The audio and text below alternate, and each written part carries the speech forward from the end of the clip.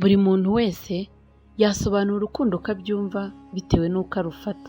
Ubusanzwe urukundo ni ibyiyumviro by'imitima y'abantu babiri badahuje igitsina, urwa kivandimwe ndetse n'andi masano aba ari hagati y'abantu.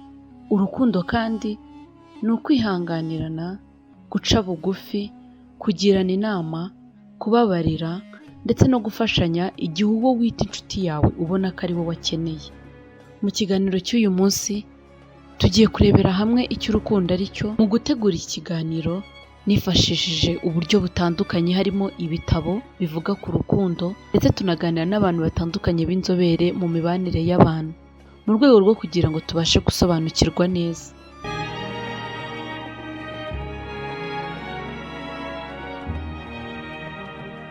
Iyi ni Gihamya TV, njye ndi Aneza.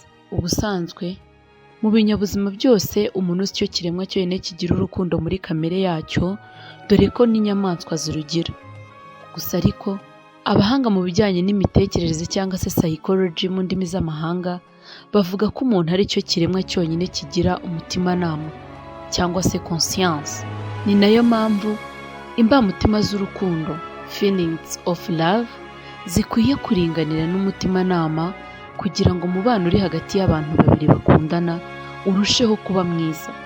Iyo kimwe gitsikamiye ikindi bigira ingaruka zitari nziza mu mibanire y'aba bantu bombi baba bari mu rukundo.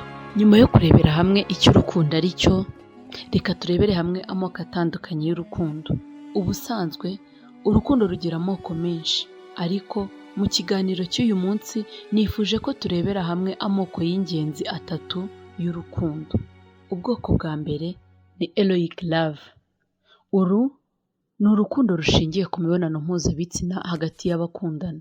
Uru rukundo ni uruhurirane rw'amarangamutima n'irari, byose biganisha ku mibonano mpuzabitsina. Aha usanga abantu bari mu rukundo, ubwo ni hagati y'umukobwa n'umuhungu, buri umwe wese aba aharanira inyungu ze bwite atitaye ku gihe urukundo ruzamara.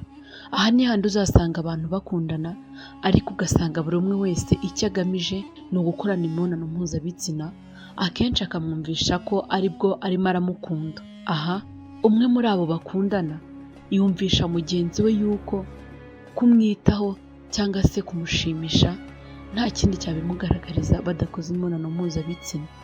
Gusa abahanga bagaragaza ko uru rukundo uko rugenda rukura, uko mugenda mukomezanya mugaragarizanya ko muzabana ari uko mwakoranye imibonano mpuzabitsina, niba ari abahungu bakiri gukundana ndetse n'abakobwa batari bashakana cyangwa batari bubaka ingo, ugasanga barajwe inshinga nuko igihe cyose bahuye bari bukore imibonano mpuzabitsina. Ibi ngibi usanga bitamaze igihe cyangwa se bitarambye. Rimwe na rimwe ugasanga abantu barashwana buri munsi, cyangwa se baba bamaze no gukora imibonano mpuzabitsina ugasanga ntago bagifitanye ibyiyumviro.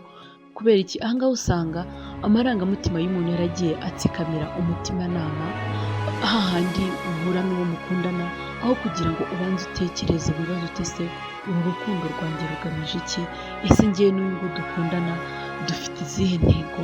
Ahubwo ugasanga murahuye kuko mukundana, wagiye wenda umukumbuye cyangwa se ntimwari muherukanye, ugasanga nta n'igihe mujya muhana cyo kuganira kugira ngo murebe iterambere ryanyu, muhe icyerekezo urukundo rwanyu, ahubwo ugasanga ikibaraje inshinga ni ugushaka ibyishimo cyangwa se kugaragarizanya urukundo rwanyu mu kuryamana cyangwa se mu gukorana imibonano mpuzabitsina.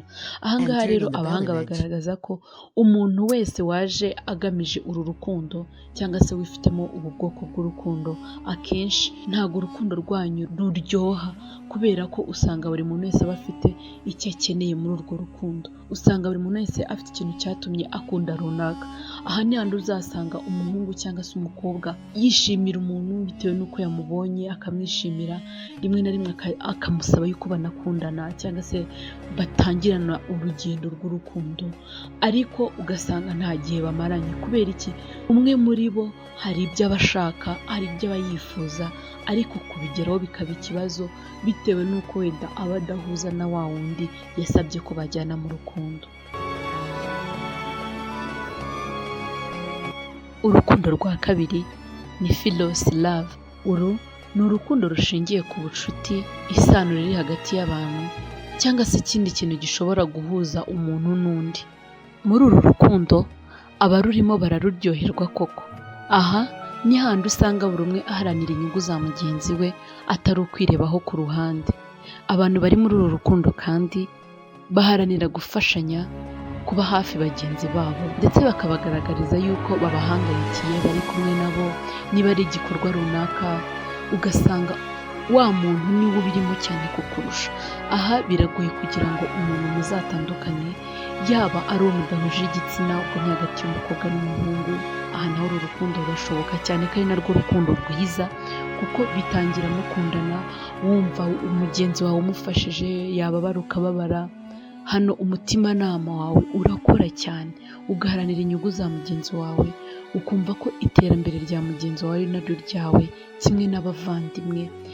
Ahangaha ntugirire ishyari mugenzi wawe, ukora ibishoboka byose kugira ngo mugenzi wawe yishime, kugira ngo mugenzi wawe abashe kuryoherwa. Aha rero ni handi uzasanga urukundo hagati y'umukobwa n'umuhungu rubayeho, bagatangira ari inshuti zisanzwe, bagakomeza bagakundana, bagafashanya, bakabana hafi. Ariko ukazasanga mu gihe kije ba bantu bavuyemo umugore n'umugabo, barashakanye, bagize umuryango ndetse bakomeje no gukundana. Muri uru rukundo ntibivuze ko abantu barufite cyangwa se abantu barubamo badakora imibonano mpuzabitsina, ariko akenshi ntabwo iba ariyo ntego yabo, kuko uko bagenda bakundana niko bagenda bagiranira ibyiyumviro, umwe akagiranira n'undi ibyiyumviro, ndetse bikaba ngombwa yuko bibageza kuri ya ngingo, kandi akenshi usanga baba barabiganiriye, barabiteguye. Aha ngaha rero usanga abantu bakoze imibonano mpuzabitsina ariko bafite ubwoko bw'uru rukundo, biroroha kuko babikora babyishimiye, kandi na nyuma yaho bakomeza kubana nk'uko byari bisanzwe, gufashanya, kugirana inama, kumvikana ndetse n'ibindi byose, bagakomeza kubana hafi. Ubusanzwe abahanga bavuga ko bene uru rukundo rwa Philos Love ari rwo rwego rwa mbere abakundana bakwiye kubanza gucaho. Nk'uko tugenda tuvuga, hari urwego rwa mbere, urwego rwa kabiri, kugira ngo ubashe kugera ku kintu. Aha ngaha rero no mu rukundo bisaba ko ubanza kwitonda, ukabanza ukamenya mugenzi wawe, mukabanza mukabana, mukaba inshuti, ukamenya ngo akunda iki, ese ashimishwa n'iki, ese umubano wanjye nawe ushingiye ku ki.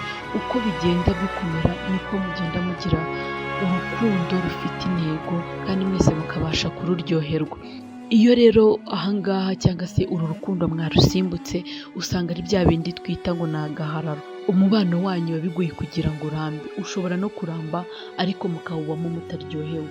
Rero ni byiza ko mubanza kumenya, mukamenyana mwese, ukamenya runaka nawe akakumenya, mukamenya ngo urukundo murimo rufite iyihe ntego, ukamenya ngo niba ari umuvandimwe wanjye se akunda iki, ese yarakaye yitwara ate, ese njye nakora iki kugira ngo abone ko nanjye ndi umuvandimwe we kandi mufitiye urukundo.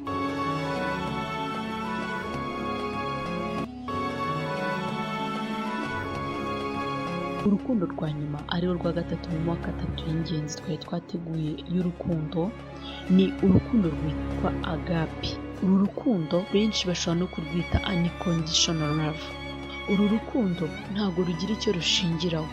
Ahangaha ugendeye kuri Philos, ukagendera kuri Eloic, zose usanga zifite ibyo zigenderaho, kuba wenda ari umuntu ari umuvandimwe wawe, kuba mukundana, uri umukobwa n'umuhungu wifuza wenda ko muzabana.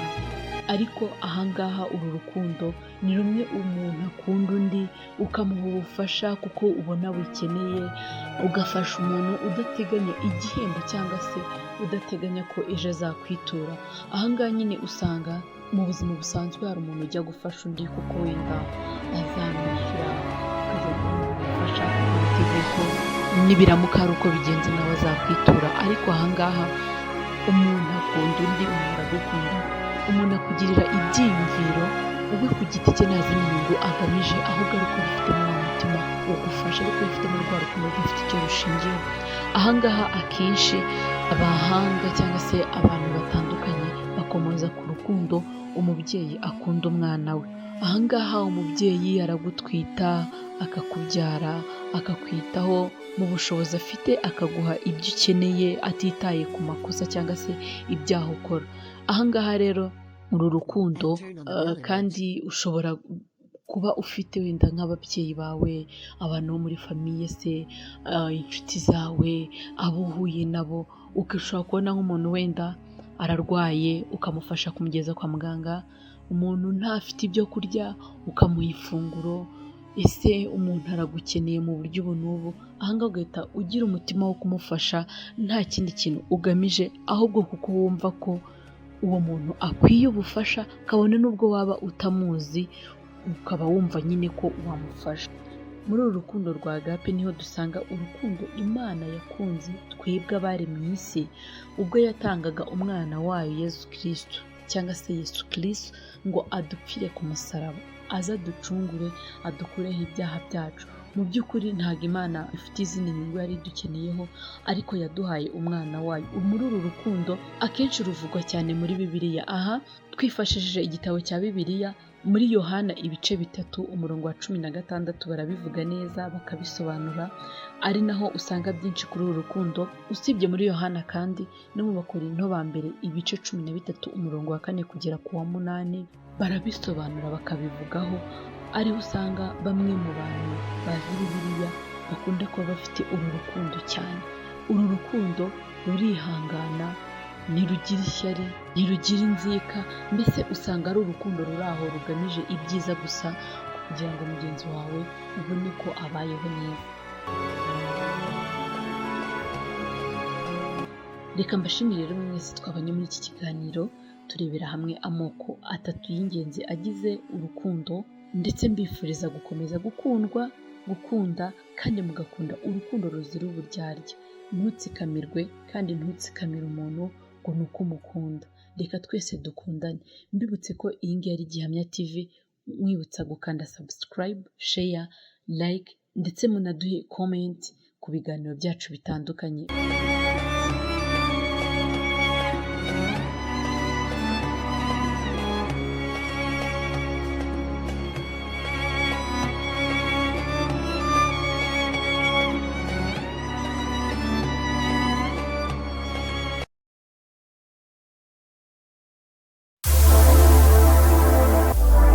Niba ukeneye amakuru ya politiki, ay'imibereho myiza, ay'imyidagaduro, aya siporo n'ayandi menshi ateguranye ubuhanga kugeraho ku gihe, kora subscribe kuri YouTube channel yacu Gihamya TV, usharing inkuru zacu, ukande like, unadusigire comment yawe. Gihamya TV, ishakiro ry'amakuru yizewe.